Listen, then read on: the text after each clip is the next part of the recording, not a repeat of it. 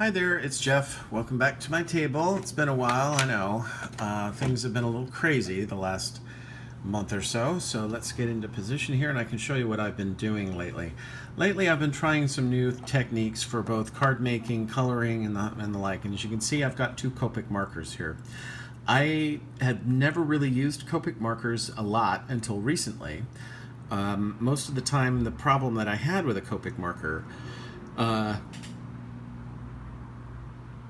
was that I just didn't know how to use it properly. So I try to color and I try to blend. I never did it right. It wasn't until recently that I got a book on how to color with Copics, and I've been doing that and trying some things. This is something that they did not specifically teach in the book, so although it's obviously a technique that I'm sure you've seen before out and around, for me it was brand new. Even though I kind of figured it out on my own, I'm not going to say I invented this, so trust me on that, I'm not going to do that.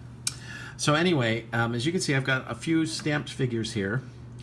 These are the little cat agenda figures from Mama Elephant. Now, Mama Elephant makes a whole range of little critters like this for your bullet journal or your planner or whatever it is that you're doing. Not a paid endorsement, no affiliation, just I happen to like their stamps. Now, as you can see, I stamped them first in black, and I used a dye ink called Memento by Tsuki Neko. Now, the reason that I am using a dye ink here is that if I use something like VersaFine, which gives a wonderfully black, crisp line, that is an oil ink. And so if I then tried to color over it using a Copic, it would run and it would smear and it would just be not pretty. So a lot of people have been using Memento with their Copic markers for years, so I just thought I'd continue using it. Now, as you can see, I've got a couple of examples here. This one, I just got a little bit around the edges. This one, I tried to make a light middle with the darker edges. Let me show you pretty much what I'm doing here, and then you can get the idea. So let me take these yellow ones out of the way, and we'll go to maybe these green ones. Now, a Copic marker has, on every single one of them, it has a little mark here that has a letter and a number. Now, the letter is the color family, and obviously G would stand for green. The number tells you how saturated the color is, or the second number. The first number means something else, which I don't know. You'll probably hear about it in a future video as I get more used to using these markers. So what I do, and again, this is just me, you can definitely color the way you want to, but I tend to take the lighter color, I put that on first. And don't worry if you're not up to the edges. This thing will flow and feather into any areas that you might not be right up to the edge with.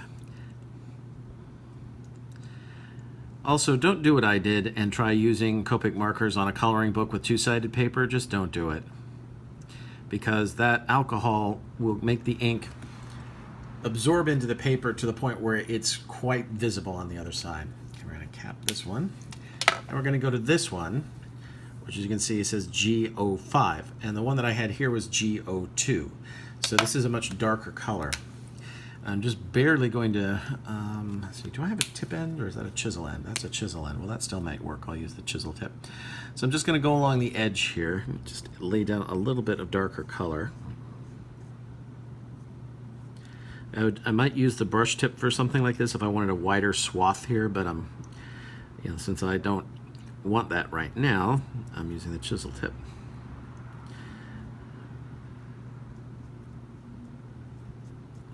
So I'm making some shadows basically and darkening up the edges a little bit. Okay, now we come back in with the lighter color and we blend along the line that I created here. Now I'm just flicking into the center to help blur that line a little bit. Now, it's not going to blur out completely.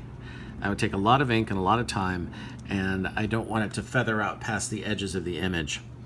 So that's all I did, is I just flicked it in there, helped to clean up the edge of the darker marker a little bit. So let's turn this thing around. So you can see I've got a little bit of a gradient going on there. So the edge is a little bit darker than the inside. That's basically what I did here and here. Now, if I flip this over, you can see I've got ink coming through here and here and here. This is why you don't use a Copic on a two-sided paper coloring book. Just don't do it. I made that mistake. Don't make that mistake. So in future, I'll be going back to pencils here very soon, as that's still what I'm best at. And I will see you real soon, but that's basically what I've been trying out, some new stuff. Oh, and do you like my glass tabletop? I love this thing. Anyway, I'll talk to you real soon. Bye-bye.